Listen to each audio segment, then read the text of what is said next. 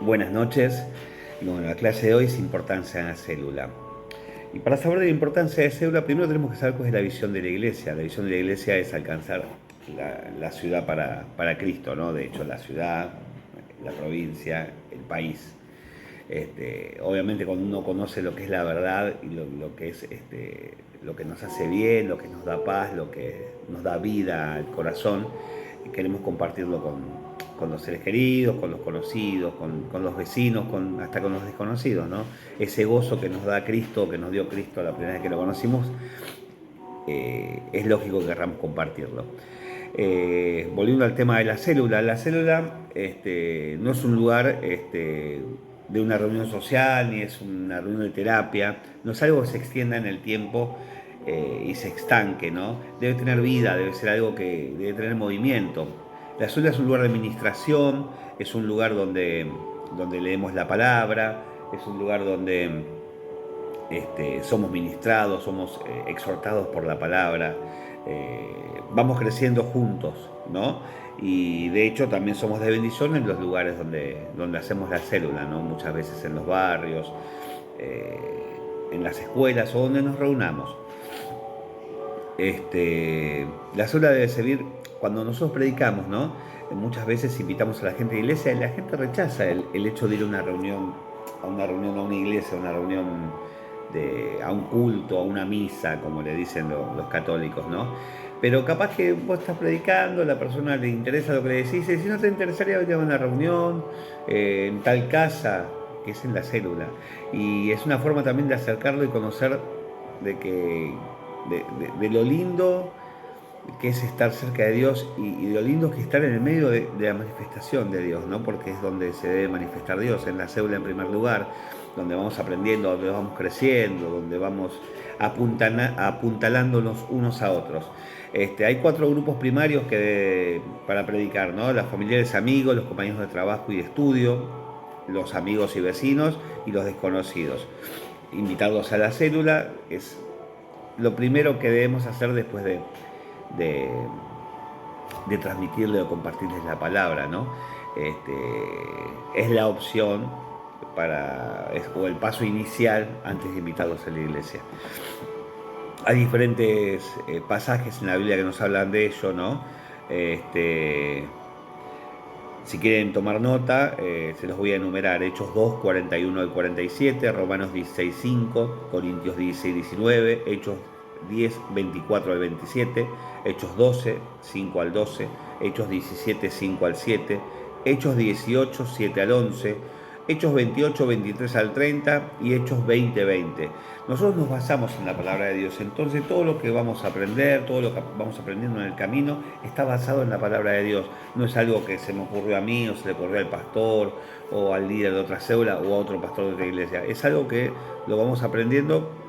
Como siempre digo, Dios nos dio un manual de uso, ¿no? Nosotros cuando compramos un producto, un electrodoméstico, tienen un manual de uso. Bueno, nuestro cuerpo, nuestra vida tiene un manual de uso que Dios nos la da con la Biblia, no son ideas al azar de una persona que se le ocurrió tal o cual cosa.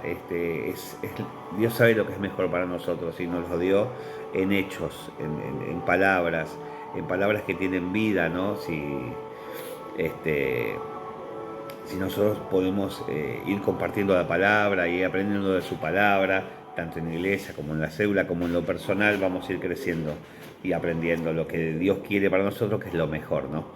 Bueno, continuamos. Es un lugar de puertas abiertas, como dije en un principio, para que invitamos gente, para que podamos ir creciendo, tanto como célula, como para que la gente vaya conociendo, ¿no? En los lugares donde nos reunimos se manifiesta el poder de Dios.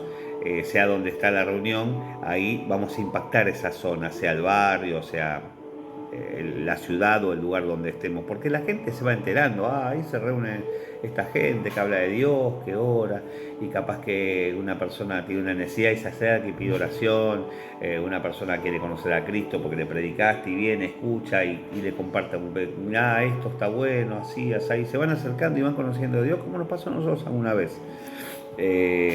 Si quieren leer después, también lean Lucas 4, 38, 39, que tiene que ver con el tema de la manifestación del poder de Dios. ahí desatamos el poder de Dios. Es un agente de transformación de vidas, ¿no? Porque nuestra vida ha sido transformada desde que Jesús ha llegado. Pero no queda nada más en el mero hecho de que el Señor nos tocó nuestro corazón y nos dio la salvación. Nos dio vida, ¿no? O sea, nos dio una inyección de vida, esa que queremos compartir, esa paz, ese gozo que solo Cristo nos puede dar. Y eso tenemos que aprender a compartirlo, ¿no? Tenemos que recibir a las personas nuevas, compartir ese amor que Dios tiene por nosotros y ser esas herramientas, esos agentes de transformación de vida que somos utilizados en las manos de Dios, ¿no?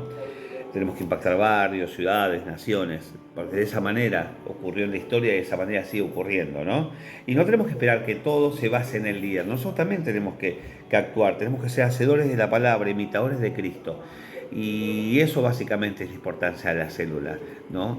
Poder trabajar en conjunto, poder crecer juntos.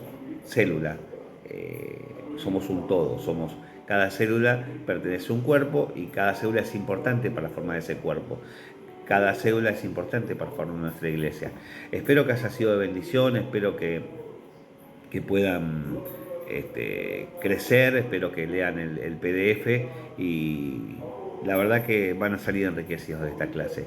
Así que bueno, el Señor los bendiga, tengan paz, Dios los guarde. Buenas noches, la clase de hoy es Principios de la Consejería. ¿Y de qué nos habla el principio? ¿Cuál es el principio de la consejería, no? Y nos podemos basar, en primer lugar, un pasaje de la Biblia que les voy a leer, que es Isaías 61:1, que dice así: el Espíritu del Señor está sobre mí, por eso me ha ungido. Me ha enviado a predicar buenas nuevas a los abatidos y a vendar a los quebrantados de corazón, a publicar libertad a los cautivos y a los presos apertura de la cárcel. ¿Y de qué nos habla esto, no? Esto nos está sentando las bases para una consejería eficaz, ¿no? El Señor nos quiere usar como herramientas de bendición para las personas. Así como nosotros en algún momento necesitamos que nos vengan a predicar, que nos vengan a aconsejar, que nos vengan a guiar, también cuando aprendemos, cuando crecemos, también nosotros debemos ser utilizados por el Espíritu Santo para poder llegar a otras personas que tuvieron la misma necesidad u otras necesidades, ¿no? Debemos aconsejar en base a la palabra, porque si bien somos herramientas de Dios, Dios nos quiere usar como herramientas, como transmisores, pero la palabra es de Él, ¿no? Debemos ser guiados por el Espíritu Santo, para esto tenemos que estar en oración. Y el Señor nos va a dar la unción y la sabiduría para poder dar el mejor consejo, ese consejo que en realidad Dios se lo quiere dar, pero por intermedio nuestro. Siempre debemos aconsejar de corazón y con amor, porque muchas veces nos puede confrontar el tema que nos vienen a plantear, o nos puede llevar a tener una opinión al respecto, pero no debe ser nuestra opinión desde la carne, de nuestro conocimiento, de nuestra experiencia, sino de lo que Dios quiere hablar, de lo que Dios quiere transmitir a esa persona. Solo Dios sabe de qué manera poder sacarnos de donde estamos y ponernos en un mejor lugar, como hizo y como hace cada día con nosotros.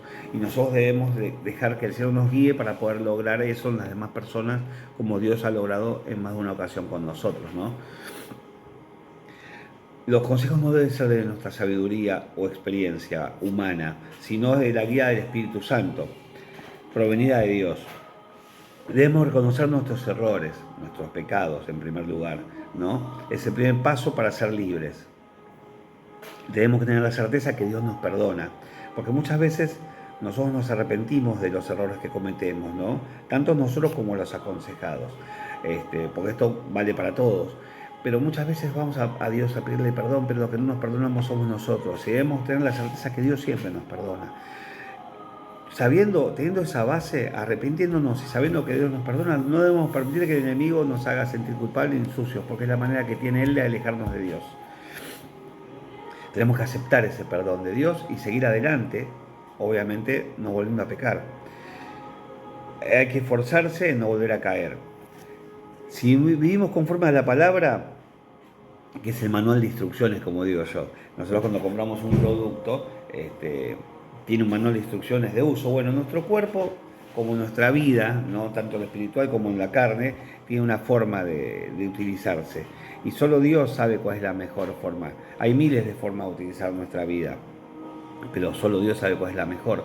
Por eso siempre digo que cuando conocemos a Jesús y cuando llegamos al camino, sentimos ese gozo y esa paz que solo Él nos puede dar, que antes no la habíamos experimentado de la manera que la experimentamos en el camino, ¿no? Si vivimos conforme a la palabra, ponemos en obra el consejo de Dios, Dios nos acompaña siempre. A veces nos cuesta, pero es lo que debemos buscar y es lo que debemos aconsejar, ¿no? Obviamente que no podemos aconsejar algo que no vivimos, así que en primer lugar debemos vivirlo nosotros. Después lean Romanos 6, 17 al 18. Debemos ser obedientes a Dios y a las autoridades. A veces es difícil, ¿no? Porque a veces nos aconsejan o nos dicen de qué manera deberíamos hacer algo y nosotros humanamente, muchos somos, o hablo por mí, a mí me cuesta someterme a la autoridad, que me digan lo que tengo que hacer, pero a veces tenemos que entender que nos hablan desde Dios, desde el corazón, y como debemos también aconsejar nosotros, y debemos estar ávidos a recibir ese consejo de Dios, esa corrección, porque no somos perfectos y solo Dios es perfecto y Él sabe lo que es mejor para nosotros. Y es el primer paso para poder estar en comunión con Dios. No debemos estar en santidad desde ya para que no haya obstáculos entre Dios y nosotros. Ser mansos y evitar discusiones. Volvemos al principio, ser obedientes. A veces ser obedientes no es ser serviles, ni que alguien nos dirija la vida. Ser obedientes es tener el corazón dispuesto a Dios, dispuesto a aprender, dispuesto a recibir el consejo y la corrección de Dios, que nos quiere ordenar, ese orden que no tuvimos antes de conocerlos. Debemos dejar que Dios nos ministre, ¿no? Tener el corazón dispuesto a esa administración. En Romanos 15, 14 nos habla de ser maduros, no dejarnos llevar por las emociones, que es lo más común en cada uno de nosotros, ¿no? Como estamos acostumbrados en nuestra vida, nos guiamos por emociones. Cuando estamos bien y exultantes vemos todo bien, cuando estamos mal vemos todo negativo. Dejar que Dios sea nuestra guía, no las emociones. Tenemos que practicar la palabra, estar siempre dispuesto a la corrección. Las emociones son engañosas, porque depende cómo estemos, es como recibimos las cosas. Y no es lo aconsejable, no es lo que Dios nos aconseja. También después lean Romanos 15, 7 y 1 Corintios 13 al 7. El amor será nuestro sostén y nos dará la paciencia para escuchar. A veces no tenemos paciencia para escuchar como consejeros, a veces nos cuesta porque los temas nos cuestan, pero debemos aprender como herramientas de Dios y pedirle ese amor y esa paciencia como Jesús tuvo por nosotros. Llegó a darnos la vida por nosotros. Es mucho más de lo que nosotros podemos hacer escuchando a alguien, ¿no? Y tratando de dejar que el Espíritu Santo por el empeño nuestro traiga vida a esa persona. Lo vamos a aconsejar en base al Espíritu, no en base a nuestras experiencias. Algunos puntos para tener en cuenta. La obra la hace el Espíritu Santo, no nosotros. Nosotros no somos los dueños de la verdad, los que venimos desde un púlpito a decir lo que está bien y lo que está mal. El Espíritu Santo debe ser el que aconseje por intermedio nuestro. La palabra de Dios debe ser el centro. Debemos aconsejar en base a lo que dice la Biblia, no en base a nuestras experiencias o a nuestro intelecto, ¿no? Saber oír al Espíritu Santo, para eso tenemos que estar en oración, en santidad, orando los temas particulares, orando por nosotros, por la persona que vamos a aconsejar, estar en comunión, ¿no? Lean Romanos 8, 26, 27 y Proverbios 18, 13. Hay que saber escuchar a la persona con paciencia y para poder escuchar y comprender, ¿no? Porque a veces escuchamos y hay interferencia porque el tema nos trae interferencia, porque nos distraemos, porque nos aburrimos. Si escuchamos con amor y escuchamos con la intención que Dios se mueva por intermedio nuestro, vamos a poder ser utilizados por Dios, ¿no? Y poder ayudar realmente a la persona, que es la intención del consejero. Dios cuenta con nosotros para derramar su espíritu. Él lo puede hacer solo, no necesita de nosotros, pero lo hace porque nos ama, así como ama al aconsejado, ama al consejero, porque nos ama a todos y quiere que aprendamos a vivir en comunión, en comunidad. Y para eso tenemos que aprender a escuchar, aprender a aconsejar, aprender a estar en comunión como comunidad, ¿no? Como hijos de Dios. Porque el día de mañana, cuando estemos con Él, vamos a estar todos juntos. Y si no aprendemos acá, ¿cómo vamos a estar allá, ¿no? Desde ya. Debemos comprender que somos herramienta en sus manos y así debe ser. Más de Dios y menos de nosotros es lo que yo oro siempre, ¿no? Porque cuando dejamos que haya más de nosotros que de Dios, y generalmente vamos a tropezarnos y vamos a hacer a tropezar a otros. Y no es la intención, ¿no? Del consejero ni de ningún hijo de Dios. Así que bueno, espero que sea de bendición, lean el PDF, el Señor los bendiga, les dé sabiduría, les dé entendimiento, les dé paz. Bendiciones.